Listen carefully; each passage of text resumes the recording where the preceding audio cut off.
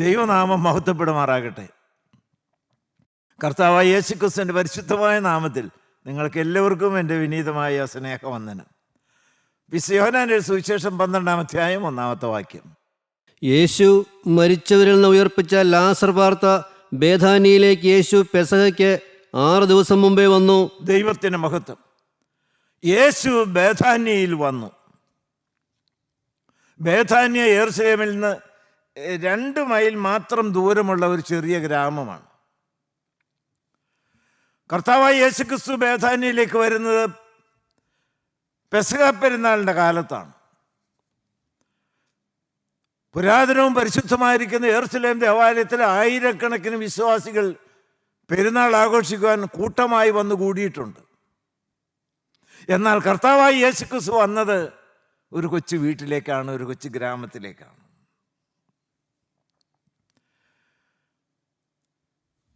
യോഹന്നാന്റെ സുവിശേഷം 15-ാം അധ്യായത്തിൽ കർത്താവായ യേശുക്രിസ്തു ബേഥാനിയിലെ ഈ ഭവനത്തിലേക്ക് വന്നത് ക്ഷണിച്ചിട്ടാണ്. ക്ഷണിക്കാൻ കാരണം എന്താണ്? അവിടെ ഇപ്പോഴുള്ളത് മാർത്തയും മറിയും സഹോദരനായിരിക്കുന്ന ലാസറുമാണ്. പക്ഷേ ലാസറിന് ഇപ്പോൾ അസുഖമാണ്. ലാസർ ദീനമായി കിടക്കുകയാണ്.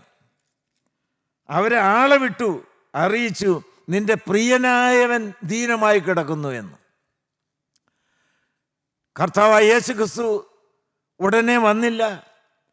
ലാസറിന് ദീനം മൂർച്ഛിച്ചു. ലാസർ മരിച്ചു. ലാസർ അടക്കപ്പെട്ടു. ലാസർ അടക്കി ദിവസങ്ങൾ മുന്നോട്ട് പോയി. ചീഞ്ഞു നാറി തുടങ്ങി. എന്നാൽ കർത്താവായ യേശുക്രിസ്തു വന്നു. കർത്താവായ യേശുക്രിസ്തു പ്രവർത്തിക്കാൻ തുടങ്ങിയ എല്ലാവരും വിചാരിച്ചു, കർത്താവായ യേശുക്രിസ്തു എന്താണ് താമസിച്ചത്? യേശു സ്നേഹിക്കുന്ന ഭവനമാണല്ലോ. യേശു മാർത്തയെയും മറിയയും ലാസറിനെയും സ്നേഹിക്കുന്നുണ്ട്. ഇപ്പോൾ അവരുടെ വേദനയുടെ രംഗമാണ്. അവരുടെ അപ്പൻ മരിച്ചു, അമ്മ മരിച്ചു. ഇപ്പോൾ താങ്ങും തണലും എല്ലാമായിരുന്ന ആ ഒരാൺപ്രജയുള്ളത് ലാസർ മരിച്ചു പോയിരിക്കുന്നു. കർത്താവ് വന്നില്ലല്ലോ. ദൈവത്തിന് സ്തോത്രം. പക്ഷെ കർത്താവ് എല്ലാം അറിയുന്നുണ്ട്. കർത്താവിന് ആ ഭവനത്തോടും ആ ഭവനത്തിലെ വ്യക്തികളോടും വളരെ സ്നേഹമുണ്ട്. ദൈവമക്കളെ, കർത്താവ് വന്ന് തക്ക സമയത്ത് പ്രവർത്തിച്ചു. ഒരു കാര്യം ദൈവമക്കൾ വിശ്വസിക്കണം, ഉറയ്ക്കണം. Jesus acts at the right time. തക്ക സമയത്ത് ചെയ്യേണ്ട സമയത്ത് കർത്താവായ യേശുക്രിസ്തു ചെയ്യേണ്ടത് ചെയ്യും.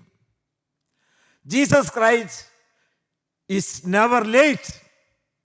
അവൻ ഒരിക്കലും താമസിച്ചു പോകുകയില്ല. ചെയ്യേണ്ട സമയത്ത് ചെയ്യേണ്ട കാര്യം കർത്താവ് ചെയ്തിരിക്കും. നമ്മളുടെ കണക്കുകൂട്ടലനുസരിച്ചല്ല. ദൈവനാമം മാത്രം മഹത്വപ്പെടുമാറാകട്ടെ. കർത്താവായ യേശുക്രിസ്തു വന്നു. കല്ലറയുടെ വാതിൽ കല്ല് നീക്കുവാൻ പറഞ്ഞു. ലാസറേ, പുറത്തു വരിക എന്നുള്ള ശബ്ദം അവിടെ മുഴങ്ങി. ചീഞ്ഞു നാറിക്കിടക്കുന്ന ലാസർ ജീവനോടെ വെളിയിലേക്ക് വന്നു. ഇതുവരെയും കണ്ടിട്ടില്ലാത്ത അത്ഭുതം ജനം അത്ഭുതത്തോടെ ദർശിച്ചു. ദൈവത്തിന് സ്തോത്രം. അതാണ് 15-ാം അധ്യായത്തിൽ.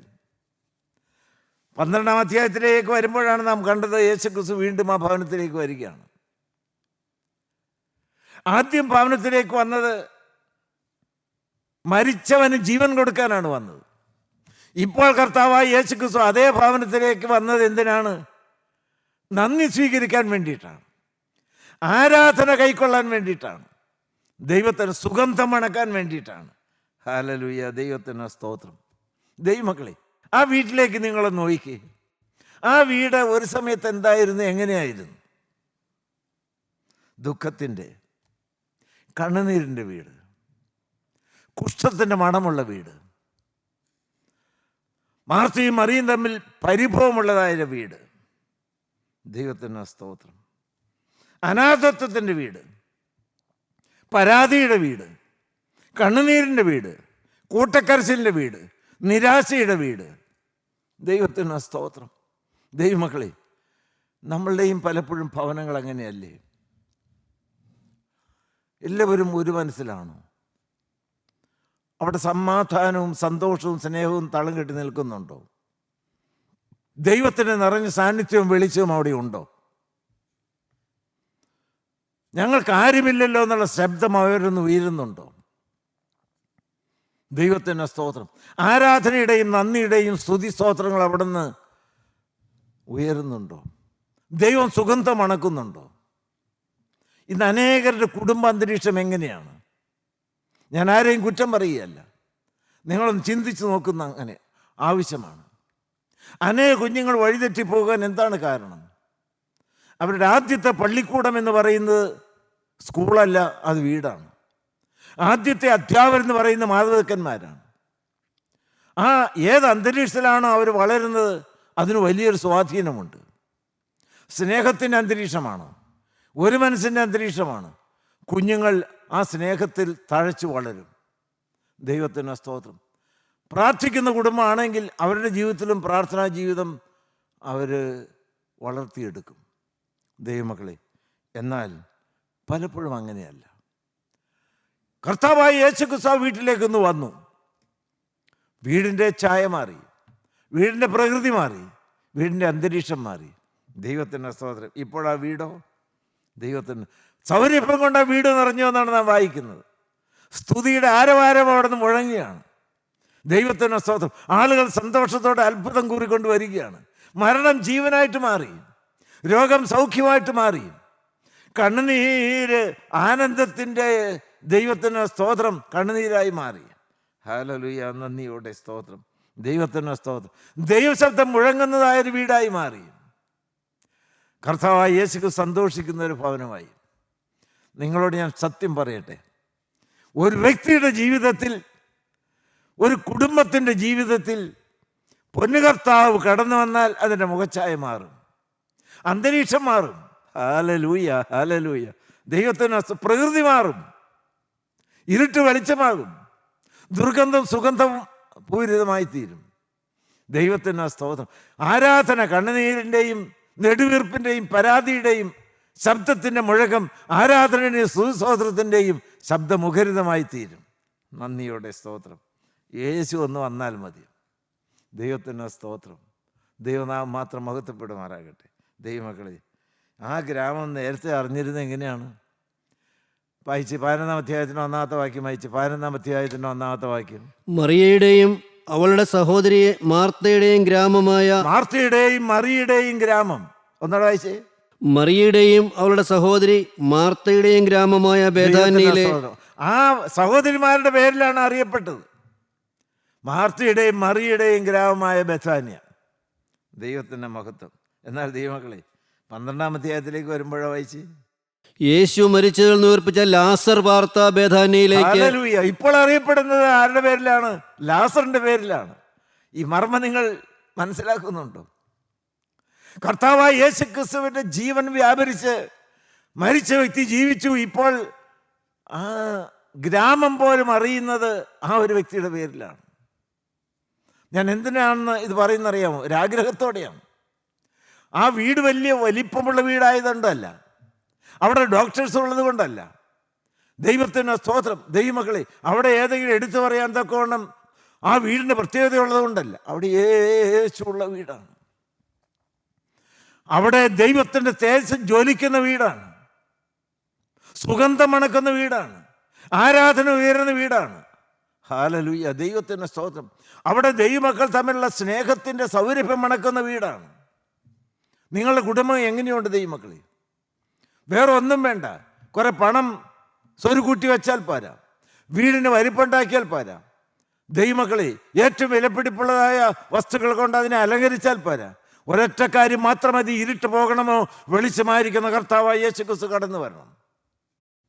ആ ദേശം അറിയപ്പെടുന്നത് ആ വീണ്ടെടുക്കപ്പെട്ട ദൈവവൈതലിൻ്റെ പേരിൻ്റെ പശ്ചാത്തലത്തിലാണ്.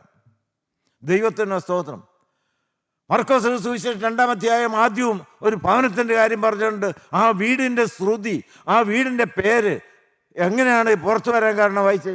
ചില ദിവസം കഴിഞ്ഞ ശേഷം അവൻ പിന്നെയും കഫർന്നഹൂമിൽ ചെന്നു. കപ്പർത്തൂമിൽ വന്നു. കപ്പർത്തൂം എന്ന് പറയുന്ന ആ ദേശം അവൻ വീട്ടിലുണ്ടെന്ന് സ്തുതിയായി. അതാണ് കാര്യം. ദൈവത്തിന് സ്തോത്രം. ദൈവമക്കളെ, കപ്പർത്തൂമിൽ ഒരു കൊച്ചു വീട്. ദൈവത്തിന് സ്തോത്രം. അതൊരു പ്രാർത്ഥനയുടെ വീടാണ്, ദൈവത്തിന് സ്വാതന്ത്ര്യമുള്ള വീടാണ്. അവിടെ ആളുകൾ തിങ്ങിക്കൂടിയിട്ടുണ്ട്. എന്താ കാരണം? അവിടെ വേറെ ആഘോഷമൊന്നുമില്ല. അവിടെ യേശുവുണ്ട് എന്ന് ശ്രുതിയായി. ഓരോ ദൈവമക്കളെയും വിരൽ ചൂണ്ടിക്കൊണ്ട് ദൈവത്തിൻ്റെ ആത്മാവ് ചോദിക്കുകയാണ്, നിങ്ങളുടെ വീടിനെ കുറിച്ച് അങ്ങനെ ഒരു ശ്രുതി പരത്തുവാൻ പറ്റുമോ? ആ വീട്ടിലൊരു ഡോക്ടർ ഉണ്ടെന്നോ, അവിടെ ഒരു എഞ്ചിനീയർ ഉണ്ടെന്നോ, അവിടെ വലിയ വില കൂടിയതായൊരു വാഹനമുണ്ടെന്നോ, അവിടെ 7 അറ്റാച്ച്ഡ് ബാത്റൂമുള്ളതായിരിക്കുന്ന AC റൂംസ് ഉണ്ടെന്നോ? അതൊന്നുമല്ല. ശ്രുതിക്ക് ഒറ്റ കാരണം, തേജോമയനായ ദൈവം കുടിപാർക്കുന്ന വീട്, ദൈവത്തിൻ്റെ തേജസ്സുള്ള വീട്, ദൈവമക്കൾ വസിക്കുന്ന ഈ ആരാധനാലയം. ഹല്ലേലൂയ, നന്ദിയോടെ സ്തോത്രം. ദൈവനാമം മാത്രം മഹത്വപ്പെടുമാറാകട്ടെ. ദൈവമക്കളെ, നിങ്ങളുടെ വീട് അങ്ങനെ ആയിത്തീരണ്ടേ? അത് പുതുക്കി പണിയാനല്ല ഞാൻ പറഞ്ഞത്, അവിടെ ഒരു ക്രൂശ് നാട്ടാനല്ല ഞാൻ പറഞ്ഞത്. ദൈവത്തിന് സ്തോത്രം. ദൈവമക്കളെ, അത് ഏതെങ്കിലും ബൾബുകളിട്ട് അതിനെ പ്രകാശപൂരിതമാക്കാനല്ല പറഞ്ഞത്. എൻ്റെ പൊന്നു തമ്പുരാൻ കടന്നു വരണം. ഹല്ലേലൂയ, ദൈവത്തിന് സ്തോത്രം. ദൈവമക്കളെ, ആ വീട്ടിലേക്ക് കാലുകുത്തുമ്പോഴറിയാം എന്തോ ഒരു സമാധാനം തളം കെട്ടി നിൽക്കുന്നുണ്ടല്ലോ. എന്തോ ഒരു രഹസ്യം. വേറൊന്നുമല്ല, പൊന്നുതമ്പുരാൻ അവിടെയുണ്ട്, യേശു അവിടെയുണ്ട്. യേശുവിന് സ്വാതന്ത്ര്യത്തോടെ വരാൻ, സ്വാതന്ത്ര്യത്തോടെ അന്തി ഉറങ്ങാൻ, സ്വാതന്ത്ര്യത്തോടെ പെരുമാറാൻ ദൈവത്തിൻ്റെ സ്തോത്രം തുറന്നു കൊടുക്കുന്നൊരു വീട്. നിങ്ങളുടെ വീട് യേശുവിന് വേണ്ടി തുറന്നു കൊടുക്കാം. യേശു കടന്നു വരട്ടെ. ദൈവത്തിൻ്റെ സ്തോത്രം. നമുക്ക് ആ വീട്ടിലേക്കൊന്ന് വരാം. ആ ബേഥാനിയിലെ കൊച്ചു വീട്ടിലേക്കൊന്ന് വരാം. അവിടെ 3 തരം ആളുകളുണ്ട്. 3 തരം ആളുകൾ ഞാൻ പറഞ്ഞത്. 3 ആളുകളുണ്ട്. അത് 3 തരം ആളുകളെ പ്രതിനിധാനം ചെയ്യുന്നു. ഹല്ലേലൂയ, ദൈവത്തിൻ്റെ സ്തോത്രം. ഒന്നാരാണ്? മാർത്ത. 2 മറിയ. 3 ലാസർ. ഹല്ലേലൂയ, ദൈവത്തിന്. Martha represent work. Martha represent work. Martha പണിയെടുക്കുന്നതാണ് കാണുന്നത്. ഹല്ലേലൂയ, ദൈവമക്കളെ, നമ്മൾ പിറയിലേക്ക് നോക്കിയാൽ അറിയാം, മാർത്ത അധ്വാനിക്കുകയാണ്. മാർത്ത കർത്താവിന് വേണ്ടി അധ്വാനിക്കുകയാണ്. അതിനെക്കുറിച്ച് നമുക്ക് പിന്നീട് ചിന്തിക്കാം. 2 മറിയ. മറിയ റെപ്രസെൻറ്റ് വർഷിപ്പ്, ആരാധനയാണ്. ദൈവത്തിൻ്റെ മഹത്വം. 3 ആരാണ്? 3 ലാസറാണ്. 3 ലാസറാണ്. ലാസർ എന്താണ് കാണിക്കുന്നത്? ഹല്ലേലൂയ, ദൈവത്തിൻ്റെ സ്തോത്രം, ദൈവത്തിൻ്റെ മഹത്വം. Lazarus represent witness. ദൈവത്തിൻ്റെ സ്തോത്രം. വിറ്റ്നസ്, സാക്ഷ്യമാണ്. നിങ്ങൾക്ക് മനസ്സിലായോ? മാർത്ത എപ്പോൾ നോക്കിക്കഴിഞ്ഞാലും കർത്താവിന് വേണ്ടി അധ്വാനിക്കുന്നതായിട്ട് കാണുന്നത്. ഹല്ലേലൂയ, ദൈവത്തിൻ്റെ സ്തോത്രം. ദൈവനാമം മാത്രം മഹത്വപ്പെടുമാറാകട്ടെ. കർത്താവിന് വേണ്ടി ഭക്ഷണം ഒരുക്കുന്നു. കർത്താവായ യേശുക്രിസ്തുവിൻ്റെ അധ്വാനിക്കുന്നു. ദൈവത്തിൻ്റെ സ്തോത്രം. ദൈവമക്കളെ, വേണ്ട എന്നല്ല പറഞ്ഞത്. കർത്താവിന് ഭക്ഷണം വേണ്ടേ? പക്ഷെ കർത്താവ് ചോദിക്കണം, മാർത്തിയേ മാർത്തിയേ, നീ പലതിനെ ചൊല്ലി മനം കലങ്ങി വിചാരപ്പെട്ടു വിട്ടിരിക്കുന്നു. അല്പമേ വേണ്ടൂ, അല്ല ഒന്ന് മതി. ദൈവത്തിൻ്റെ സ്തോത്രം. ദൈവനാമം മാത്രം മഹത്വപ്പെടുമാറാകട്ടെ. ദൈവത്തിൻ്റെ മഹത്വം. എന്താണ് കർത്താവ് അങ്ങനെ പറയാനായിട്ട് കാരണം? എന്താണ് കർത്താവ് ഇതുപോലെ വേദനയുടെ ശബ്ദം പറയാനായിട്ട് കാരണം? പലതിനെ ചൊല്ലി മനം കല്ലുന്ന ഒരു ഹൃദയം. യേശുവിൽ ഏകാഗ്രമല്ല. കർത്താവിന് വേണ്ടി അനേകർ വേല ചെയ്യുന്നുണ്ട്, വീടുകൾ കയറുന്നുണ്ട്, അധ്വാനിക്കുന്നുണ്ട്, ചെലവഴിക്കുന്നുണ്ട്. പക്ഷേ കർത്താവ് സന്തോഷിക്കുന്നുണ്ടോ? കർത്താവ് പ്രസാദിക്കുന്നുണ്ടോ? കർത്താവിന് വേണ്ടി അധ്വാനിക്കേണ്ടെന്നല്ല, ചെലവഴിക്കപ്പെടേണ്ടെന്നല്ല പറഞ്ഞത്. പക്ഷേ കർത്താവിനോടുള്ള ഏകാഗ്രതയും നിർമ്മലതയും സ്നേഹവും ഇട്ടിട്ടുള്ള ഏത് അധ്വാനവും പ്രയോജനശൂന്യമാണ്. എന്നാൽ മറിയെ സംബന്ധിച്ചോട് നിങ്ങൾക്ക് എല്ലാവർക്കും അറിയാം, മറിയ കർത്താവായ യേശുക്രിസ്തുവിൻ്റെ കാൽക്കലിരിക്കുകയാണ്. എല്ലാം മറന്നിരിക്കുകയാണ്. ദൈവത്തിൻ്റെ സ്തോത്രം. അവൻ്റെ സൗന്ദര്യം കണ്ടുകൊണ്ട് ആരാധിക്കുകയാണ്. ദൈവനാമം മാത്രം മഹത്വപ്പെടുമാറാകട്ടെ. ദൈവത്തിൻ്റെ സ്തോത്രം. ദൈവമക്കളെ, നമ്മുടെ ജീവിതത്തിൽ അതാണ് ആവശ്യം. സങ്കീർത്തക്കാരൻ പ്രാർത്ഥിച്ചു, യഹോവയോട് ഞാൻ ഒരു കാര്യം അപേക്ഷിച്ചു, അത് തന്നെ ഞാൻ ആഗ്രഹിക്കുന്നു, യഹോവയുടെ മനോഹരത്തെ കാണുവാനും അവൻ്റെ മന്ദിരത്തിൽ രാപ്പകൽ ധ്യാനിക്കുവാനും. അങ്ങനെ കർത്താവായി യേശുക്രിസ്തുവിൻ്റെ തേജസ് മുറ്റി മുഖത്തേക്ക് നോക്കി വാക്കുകളൊന്നും അധികമില്ല, പക്ഷെ ആ സൗന്ദര്യം കണ്ട് ആസ്വദിക്കുകയാണ്. പാട്ടുകാരനെ പോലെ അറിയാതെ പാടിപ്പോവും, യേശുവേ നിന്റെ രൂപമേ എൻ്റെ കണ്ണുകൾക്ക് എത്ര സൗന്ദര്യം. സ്നേഹമാ നിന്നെ കണ്ടവൻ പിന്നെ സ്നേഹിക്കാതിരിക്കുമോ? ആ സ്നേഹം നിങ്ങളുടെ കൺമുമ്പിൽ തെളിഞ്ഞു വരുന്നുണ്ടോ? നന്ദിയോടെ സ്തോത്രം. അരുമനാഥൻ്റെ മുഖം നിങ്ങളുടെ കൺമുമ്പിൽ ജ്വലിച്ച് പ്രകാശിച്ച് നിൽക്കുന്നുണ്ടോ? അവൻ്റെ മുഖത്തേക്ക് നോക്കി നിങ്ങളുടെ ഹൃദയം പകരാറുണ്ടോ? ഞാൻ അല്പമെല്ലാം രുചിച്ചുകൊണ്ടും അനുഭവിച്ചുകൊണ്ടാണ് പറയുന്നത്. ദൈവമക്കളെ, യേശു നിങ്ങൾക്കൊരു യാഥാർത്ഥ്യമാണോ? അവനെ മതിയാകോളം അവൻ്റെ മുഖത്തേക്ക് നോക്കി കണ്ട് നിങ്ങൾ ആസ്വദിക്കുന്നുണ്ടോ? കണ്ണു പറിക്കാൻ തോന്നാത്ത വിധത്തിൽ. ഹല്ലേലൂയ, ദൈവത്തിന് സ്തോത്രം. അവൻ ആരാണ്? അവൻ ആയിരങ്ങളിലും പതിനായിരങ്ങളിലും സുന്ദരനാണ്. അവനൊപ്പം പറയാനൊരു ആരുമില്ല. അവൻ ആരാണ്? അതാണ് എനിക്ക് എടുത്തു പറയാനുള്ളത്. അവൻ എൻ്റെ മണവാളനാണ്, അവൻ എൻ്റെ രക്ഷകനാണ്. യേശു എൻ്റെ സ്വന്തമാണ്. ഹല്ലേലൂയ. അവൻ ലോകത്തിൻ്റെ രക്ഷിതാവാണെന്നല്ല, അവൻ എൻ്റെ സ്വന്തം രക്ഷിതാവാണ്. ഹല്ലേലൂയ. നന്ദിയോടെ നന്ദിയോടെ സ്തോത്രം. മാർത്ത റെപ്രസെന്റ് വർക്ക്, ദൈവത്തിന് സ്തോത്രം. Mariya represent worship and love, ദൈവത്തിന് സ്തോത്രം. ലാസർ എന്താണ്? റെപ്രസെന്റ് വിറ്റ്നസ്, അത് സാക്ഷിയാണ്. ദൈവമക്കളെ, ലാസർ എവിടെയെങ്കിലും എഴുന്നേറ്റ് നിന്ന് സാക്ഷ്യം പറഞ്ഞതായിട്ടോ എന്തെങ്കിലും പ്രത്യേകിച്ച് എടുത്തു പറഞ്ഞായിട്ടോ നാം വായിക്കുന്നില്ല. പക്ഷെ ഒന്നും പറയണ്ടെന്ന് ഞാൻ പറയും. ദൈവത്തിന് സ്തോത്രം. Actually Lazarus is A living miracle, A walking miracle. എന്തിനാണ് പ്രസംഗം? ആ നടപ്പ് തലേ ദിവസം എവിടെ കിടന്നതാണ്? എവിടെ കിടന്നതാണ്? ചീഞ്ഞഴുകി സ്വന്തം പെങ്ങൾ പറയുന്നുണ്ട്, നാറ്റം വെച്ച് തുടങ്ങിയല്ലോ. ആർക്കെങ്കിലും വേണോ അവന്? ദുർഗന്ധം അമിക്കുന്ന ഒരു വ്യക്തിത്വത്തിൻ്റെ ഉടമ ഇരുട്ട് നിറഞ്ഞ കല്ലറയിൽ കിടക്കുന്നു, പുഴുവരിച്ച് കിടക്കുന്ന രംഗം. ദൈവത്തിൻ്റെ സ്തോത്രം. ഇപ്പോൾ നല്ല ഒന്നാന്തര വസ്ത്രം ധരിച്ച് പുതിയ ജീവന്റെ ചൈതന്യത്തിൽ കർത്താവ് ഉള്ള ഭവനത്തിൽ സ്നേഹവാത്സല്യത്തോടെ നടക്കുന്നു. ആ നടപ്പല്ലേ കർത്താവ് നല്ലവനാണ് എന്ന് സാക്ഷിക്കുന്ന ജീവിതത്തിൻ്റെ ശബ്ദം. ഹല്ലേലൂയ, ഹല്ലേലൂയ, ഹല്ലേലൂയ. വളരെ കൊതിയോടാണ് ഞാൻ ഈ കാര്യം നിങ്ങളോട് പറയുന്നത്. നിങ്ങൾക്ക് സുവിശേഷത്തിന് വാക്കിംഗ് മിറക്കിളായി മാറാമോ? എല്ലാവരും ഞാൻ നിന്ന് പ്രസംഗിക്കുന്ന പോലെ സ്റ്റേജിൽ നിന്ന് പ്രസംഗിക്കണമെന്നല്ല പറഞ്ഞത്. ദൈവത്തിന് സ്തോത്രം. കള്ളു കുടിച്ച് വേണ്ടാധീനവുമായി കുടുംബത്തെ മുടിച്ചവൻ ഇപ്പോൾ സുവിശേഷത്തിൻ്റെ ദൂതും പേറിക്കൊണ്ട് വീടുകൾ കയറി നിർമ്മല സുവിശേഷം അറിയിക്കുന്നതായ ആ നടപ്പല്ലേ സാക്ഷ്യം.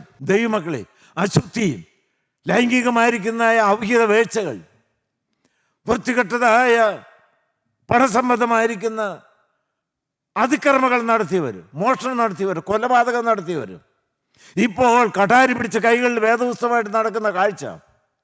Your life speaks louder than your words. നമ്മുടെ കൂട്ടായ്മയിൽ വളരെ വ്യക്തമായി ആഗ്രഹത്തോടെ നിങ്ങളോട് അറിയിക്കട്ടെ, എന്താണ്? നിങ്ങൾ ഓരോരുത്തരും ജീവിക്കുന്ന സുവിശേഷമായി മാറണം. കർത്താവായ യേശുക്രിസ്തുവിന്റെ ദിവ്യ സ്വഭാവത്തിന് പങ്കാളികളായി മാറണം. ദൈവത്തിന് സ്തോത്രം. ദൈവനാമം മാത്രം മഹത്വപ്പെടുവാൻ. മറ്റുള്ളവർ നിങ്ങളെ കാണുമ്പോൾ യേശുവിനെ കാണണം, യേശുവിൻ്റെ സ്നേഹം കാണണം, യേശുവിൻ്റെ വിനയം കാണണം, യേശുവിൻ്റെ സത്യസന്ധത കാണണം. ദൈവത്തിന് സ്തോത്രം. യേശുവിൻ്റെ ദിവ്യ സ്വഭാവം നിങ്ങൾ വെളിപ്പെടണം. അതാണ് ഏറ്റവും വലിയ പ്രസംഗം. A walking gospel, A walking miracle. അതിന് എന്ത് വേണം? കർത്താവായ യേശുക്രിസ്തുവിൻ്റെ ജീവൻ നിങ്ങളുടെ ജീവിതമായി മാറണം. ധന്യനായിരിക്കുന്ന പൗലോസ് പറഞ്ഞു, ഇനി ജീവിക്കുന്ന ഞാനല്ല, എന്നിൽ വസിക്കുന്ന ക്രിസ്തു. ഹല്ലേലൂയ, ദൈവത്തിന് സ്തോത്രം. അപ്പോൾ ആ ക്രിസ്തുവിൻ്റെ ശക്തിയും ക്രിസ്തുവിൻ്റെ സ്വഭാവവും ക്രിസ്തുവിൻ്റെതായിരിക്കുന്ന പ്രകൃതിയും എന്നിൽ പ്രകടമാകുകയാണ്. പിന്നെ എൻ്റെ വലിയ വാക്കുകളുടെ കസരത്തൊന്നും അവിടെ വേണ്ട. എൻ്റെ ജീവിതമാണ് സന്ദേശം. ദൈവത്തിന് സ്തോത്രം. My life is my message. Hallelujah, ദൈവനാമം മാത്രം മഹത്വപ്പെടുവാനാകട്ടെ. ദൈവത്തിന് സ്തോത്രം. ദൈവമക്കളെ, വർക്ക്, വർഷിപ്പ് ആൻഡ് വിറ്റ്നസ്. ദൈവമക്കളെ, അത് മൂന്നും കൂടി ഒന്നിച്ച് ഒന്ന് സംയോജിച്ച് വരണം ഒരു സത്യക്രിസ്ത്യാനിയുടെ ജീവിതത്തിൽ. A Christian life must be A beautiful balance of work, worship and witness. ഇത് മൂന്നും കൂടി ഒന്നിച്ചു വരുന്ന ഒരു ബാലൻസ്ഡ് വ്യക്തിത്വം. ഹല്ലേലൂയ, നന്ദിയോടെ സ്തോത്രം. ദൈവനാമം മാത്രം മഹത്വപ്പെടുവാറായിട്ട്. അങ്ങനെ നമ്മളൊന്നായി തീർന്നു കഴിഞ്ഞാൽ നമ്മളുടെ കൂട്ടായ്മ ചൈതന്യം പ്രാപിക്കും. 10-ാം അധ്യായം എടുത്ത് ലൂക്കോസ് 10-ാം അധ്യായം 39 വാക്യങ്ങൾ അത് വളരെ വ്യക്തമായിട്ട് പറയുന്നുണ്ട്. അവൾക്ക് മറിയ എന്ന ഒരു സഹോദരി ഉണ്ടായിരുന്നു. ആ അവൾ കർത്താവിന്റെ കാൽക്കൽ ഇരുന്നവന്റെ വചനം കേട്ടുകൊണ്ടിരുന്നു. ആ മാർത്തയോ വളരെ ശുശ്രൂഷയാൽ കുഴങ്ങിയിട്ട് അടുക്ക വന്നു. നമ്മളൊക്കെ അത് പറഞ്ഞ് നമ്മൾ ചിന്തിച്ചല്ലോ. മറിയ കാൽക്കലിരിക്കുന്നു, മാർത്ത ശുശ്രൂഷയിൽ കുഴയുന്നു. ദൈവത്തിൻ്റെ സ്തോത്രം. ഇപ്പോൾ ഇതാ ഉയർത്തെഴുന്നേറ്റതായ ലാസറും വന്നിരിക്കുന്നു. ഇത് മൂന്ന് നമ്മുടെ ജീവിതത്തിൽ പ്രതിബിംബിക്കണം. നന്ദിയോടെ സ്തോത്രം. ദൈവത്തിന് ഒരു കാര്യം എന്നെ എടുത്തു പറയാറുണ്ട്. ഈ ലാസർ ഇപ്പോൾ എവിടെയാണ്? 12:2 വായിച്ച് 12:2. അവിടെ അവർ അവനൊരു അത്താഴമൊരുക്കി. വായിച്ചു. മാർത്ത ശുശ്രൂഷ ചെയ്തു. ലാസറോ അവനോടുകൂടെ പന്തിയിലിരുന്നവരിൽ ഒരുവനായിരുന്നു. ദൈവത്തിൻ്റെ സ്തോത്രം. ഇപ്പോഴും ദൈവമക്കളെ ആ ലാസറിൻ്റെ ഇരിപ്പൊന്ന് നോക്കി. ഞാനിങ്ങനെ അത്ഭുതം കൂറിക്കൊണ്ട് ചിന്തിച്ചു, എൻ്റെ ദൈവമേ, കഴിഞ്ഞ ദിവസം എവിടെയായിരുന്നു ലാസർ? കഴിഞ്ഞ ദിവസം എവിടെയായിരുന്നു? കല്ലറയിൽ ചീഞ്ഞ് പുഴുവരിച്ച് കിടക്കുന്നു. ഇപ്പോഴെവിടെയാണ്? തേജോമേനായ ദൈവത്തോടുകൂടെ പന്തിയിൽ. അതിന് കാരണം എന്താണ്? ഏതെങ്കിലും വ്യക്തികളാണോ? ഏതെങ്കിലും കൂട്ടായ്മയോ സംഘടനയോ പള്ളിയോ വല്ലതും ആണോ? ദൈവത്തിൻ്റെ സ്തോത്രം. ഏതെങ്കിലും നേതാക്കന്മാരാണോ? ഒരു വ്യക്തി മാത്രം, ഒരൊറ്റ വ്യക്തി മാത്രം. ഹല്ലേലൂയ. ജീവൻ്റെ ഉടയനായിരിക്കുന്ന കർത്താവായ യേശു ക്രിസ്തു. ദൈവത്തിൻ്റെ സ്തോത്രം. യഹോവ മനുഷ്യൻ്റെ സ്ഥിതി മാറ്റുന്നു. നിങ്ങൾക്ക് മാറാം ദൈവമക്കളെ, നിങ്ങൾക്ക് മാറാം. ഹല്ലേലൂയ. നന്ദിയോടെ സ്തോത്രം. ദൈവത്തിൻ്റെ സ്തോത്രം. ഞാൻ അവിടെ പറഞ്ഞ് നിർത്തുകയല്ല. ഇന്ന് കർത്താവിനോടുകൂടി ഭൂമിയിൽ പന്തിയിലിരിക്കുന്നു. ദൈവത്തിൻ്റെ സ്തോത്രം. ഒരിക്കൽ ഈ കർത്താവിനോട് ചേർന്ന് സ്വർഗത്തിൽ പന്തിയിലിരിക്കും. കർത്താവ് വാതിൽക്കൽ വന്ന് മുട്ടുകയാണ്. നീ ഈ ശബ്ദം കേട്ട് വാതിൽ തുറന്നാൽ ഞാൻ അവനോടും അവൻ എന്നോടും കൂടി അത്താഴത്തിനിരിക്കും. സ്വർഗത്തിൽ നമുക്ക് അത്താഴത്തിനിരിക്കണ്ടേ? ഹല്ലേലൂയ. ദൈവത്തിൻ്റെ സ്തോത്രം. ഹല്ലേലൂയ. ഇന്ന് നാം ഭൂമിയിൽ കർത്താവിനോട് ചേർന്ന് പന്തിയിലിരുന്നാൽ അന്ന് നമുക്ക് സ്വർഗത്തിൽ ഒന്നിച്ച് ദൈവത്തോടുകൂടെ മേശയിലിരിക്കാം. അതിന് ദൈവം നമ്മെ ഓരോരുത്തരെയും സഹായിക്കട്ടെ. ദൈവനാമം മാത്രം മഹത്വപ്പെടുമാറാകട്ടെ. ഹല്ലേലൂയ. ദൈവത്തിൻ്റെ സ്തോത്രം. ദൈവത്തിൻ്റെ മഹത്വം. ദൈവമക്കളെ, ഈ മറിയ കർത്താവായ യേശുക്രിസ്തുവിൻ്റെ അടുക്കൽ 3 പ്രാവശ്യം ഇരുന്നായിട്ട് നാം വായിക്കുന്നുണ്ട്. കർത്താവായ യേശുക്രിസ്തുവിൻ്റെ അടുക്കൽ 3 പ്രാവശ്യം ഇരുന്നു. ദൈവത്തിന് 3 times at the feet of Jesus. ഒന്ന് ലൂക്കോസ് സുവിശേഷം 10-ാം അധ്യായത്തിൽ വചനം പഠിക്കാൻ വേണ്ടി മറിയ യേശുവിൻ്റെ കാൽക്കലിരുന്നു. വചനം പഠിക്കാനും വചനം കേൾക്കാനും വേണ്ടി. രണ്ടാമത് യേശുവിൻ്റെ കാൽക്കലിരുന്ന് എപ്പോഴാണ്? യോഹന്നാൻ 11-ാം അധ്യായത്തിൽ. ഒന്ന് വായിച്ചേ. 11-ാം അധ്യായത്തിൻ്റെ 32-ാമത്തെ വാക്യം. യോഹന്നാൻ 11:32. യേശു ഇരിക്കുന്നിടത്ത് മറിയെത്തി അവനെ കണ്ടിട്ട് അവന്റെ കാൽക്കൽ വീണു. ദൈവത്തിൻ്റെ സഹോദരൻ, ഇപ്പോൾ യേശുവിൻ്റെ കാൽക്കൽ കാണുകയാണ് മറിയ. എന്തിനാണ്? ദൈവത്തിന് നീ ഇവിടെ ഉണ്ടായിരുന്നെങ്കിൽ എൻ്റെ സഹോദരൻ മരിക്കില്ലായിരുന്നു. വേദന ആ കാൽക്കലേക്കൊന്ന് പകർന്ന് ഒന്ന് പങ്കിടാനായിട്ട് യേശുവിൻ്റെ കാൽക്കലിരിക്കുക. ദൈവത്തിൻ്റെ സ്തോത്രം. വചനം പഠിക്കാനായിട്ട് ഇരുന്നപ്പോൾ യേശുവിൻ്റെ സ്നേഹം അവളിലേക്ക് ഒഴുകി വന്നു. യേശുവിൻ്റെ മുഖത്തെ തേജസ് ഇവളെയും ജ്വലിപ്പിച്ചു. സ്നേഹം ആസ്വദിച്ചതാണ്. ഇപ്പോൾ ലാസർ മരിച്ചുപോയ രംഗത്താണ് കർത്താവായ യേശു ക്രിസ്തു ബേഥാനിയയിലേക്ക് വന്നിരിക്കുന്നത്. ആ കാൽക്കലങ്ങ് വീണു. ദൈവമക്കളെ, ഈ കാലഘട്ടത്തിൽ എന്നെ ജ്വലിപ്പിക്കുന്ന ഒരു വാക്കുണ്ട്. യേശു ക്രിസ്തു ഇന്നലെയും ഇന്നും എന്നേക്കും അനന്യൻ തന്നെ. ഇത് പറയുമ്പോൾ എൻ്റെ ഉള്ളം ത്രസിച്ചുകൊണ്ടാണ് പറയുന്നത്. മറിയ ഏത് കാൽക്കൽ വീണ് കണ്ണുനീരുകൊണ്ട് വേദന മുഴുവനായിട്ട് കർത്താവിനോട് തുറന്നു പറഞ്ഞു. അതേ കർത്താവ് ഇന്ന് നമ്മുടെ മധ്യത്തിൽ വന്നിട്ടുണ്ട്. Hallelujah, hallelujah. നന്ദിയോടെ സ്തോത്രം. എൻ്റെ ജീവൻ്റെ ജീവനായിരിക്കുന്ന കർത്താവായ യേശുക്രിസ്തുവിൻ്റെ കാൽക്കൽ കവിണ് വീണ് കിടന്നുകൊണ്ട് സഹോദരി സഹോദരന്മാരെ, ജീവിതത്തിൽ കണ്ണുനീരിൻ്റെ അനുഭവം വന്നാൽ എല്ലാം അങ്ങ് തുറന്ന് പറയാൻ കേട്ടോ. ഹല്ലേലൂയ.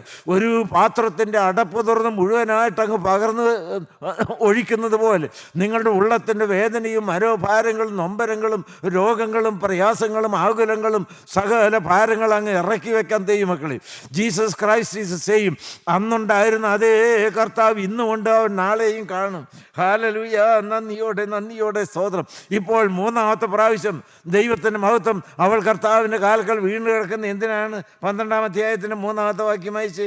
12-ാം അധ്യായത്തിൻ്റെ 3-ാമത്തെ വാക്യം. അപ്പോൾ മറിയ വിലയേറിയ സ്വച്ഛജടാമാംസി തൈലം ഒരു റാത്തലെടുത്ത് യേശുവിന്റെ കാലിൽ പൂശി. ഹല്ലേലൂയ. ദൈവത്തിന് സ്തോത്രം. ഇപ്പോൾ എന്തിനാണ്? നന്ദിയുടേതായ എണ്ണ പൂശാൻ വേണ്ടിയിട്ടാണ്. നന്ദി അങ്ങ് പകരാൻ വേണ്ടിയിട്ടാണ്. ഒന്ന് സ്തുതിക്കാൻ വേണ്ടിയിട്ടാണ്. നീ എന്താണ് ഞങ്ങളുടെ കുടുംബത്തിൽ ചെയ്തു തന്നത്? നിന്ന മാറ്റിയല്ലോ, കരച്ചിൽ മാറ്റിയല്ലോ, കുഷ്ഠം മാറ്റിയല്ലോ, മരണത്തെ ജീവനാക്കി മാറ്റിയല്ലോ. ഹല്ലേലൂയ, ഹല്ലേലൂയ, ഹല്ലേലൂയ. ദുർഗന്ധം സുഗന്ധപൂരിതമാക്കി തീർത്ത് തന്നല്ലോ. നന്ദിയോടെ സ്തോത്രം. അങ്ങ് പൊട്ടിച്ചു മുഴുവനായിട്ട് ദൈവത്തിന് സ്തോത്രം. സുഗന്ധവർഗത്തിൻ്റെ പാത്രം മുഴുവനായിട്ട് അങ്ങ് പൊട്ടിച്ചങ്ങ് ഒഴിക്കുകയാണ്. ഈ വെറും ചെലവ് എന്തിനാന്ന് മറ്റുള്ളവർ ചോദിക്കുവാൻ തക്കവണ്ണം കർത്താവായ യേശുക്രിസ്തുവിന് വേണ്ടി മുഴുവനായിട്ട് അങ്ങ് ചെലവഴിക്കപ്പെടുകയാണ്. അത് വിലയൊന്നും നോക്കുന്നില്ല. ഹല്ലേലൂയ.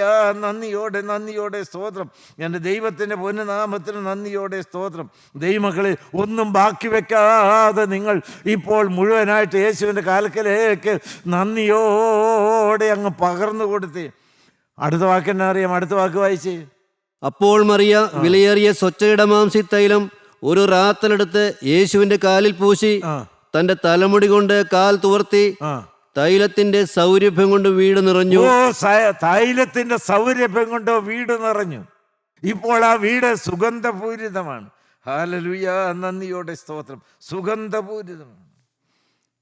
കർത്താവ് പറഞ്ഞുകൊണ്ട് അവൾ തന്നാൽ ആവതി ചെയ്തു എന്ന്. ദൈവത്തിൻ്റെ സ്തോത്രം.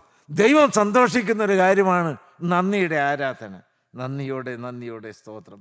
ദൈവത്തിന് സ്തോത്രം. ദൈവമക്കളെ, മറ്റുള്ളവർക്ക് വിമർശിക്കും, മറ്റുള്ളവർ കുറ്റം പറയും. ഇതെന്താണ് ഈ കാണിക്കുന്നത്? ഇത്രമാത്രം ഈ പ്രാർത്ഥനയ്ക്ക് പോക്കും സ്തുതിയും ആരാധനയും സുവിശേഷ വേലയെല്ലാം വേണോ? വിമർശിച്ചോട്ടെ ദൈവമക്കളെ. ഒരു കാര്യം മർമ്മപ്രധാനമായി നിങ്ങൾക്ക് പറഞ്ഞു തരാം. ദൈവത്തിന് മറ്റുള്ളവർ നമ്മളുടെ ചെയ്തിയെക്കുറിച്ച് എന്തു പറയും എന്ന് നിങ്ങൾ ഒരിക്കലും ചിന്തിക്കരുത്. കർത്താവ് എന്തു പറയുമെന്ന് മാത്രം ചിന്തിക്കണം. ദൈവത്തിൻ്റെ സ്തോത്രം. മറ്റുള്ളവരുടെ അഭിപ്രായത്തിനല്ല. എൻ്റെ കർത്താവ് എൻ്റെ ഓരോ വാക്കിലും എൻ്റെ പ്രവൃത്തിയെക്കുറിച്ചും എന്ത് അഭിപ്രായമാണ് പറയാൻ, അവൻ അത് മാത്രം നോക്കിയാൽ മതി. നമ്മുടെ തലകളെ നമുക്ക് വണക്കാം. നന്ദിയോടെ സ്തോത്രം. തൈലത്തിൻ്റെ സൗരഭ്യം കൊണ്ട് വീടും നിറഞ്ഞു. നന്ദിയോടെ സ്തോത്രം. ദൈവമക്കളെ, നീ ഒരു ജ്വലിക്കുന്നതായി ദീപമായി മാറാവൂ. നീ ചെല്ലുന്നിടത്ത് ഇരുട്ട് മാറും. ദൈവത്തിൻ്റെ സ്തോത്രം. നീ ഒരു സൗരഭ്യമായി മാറാമോ?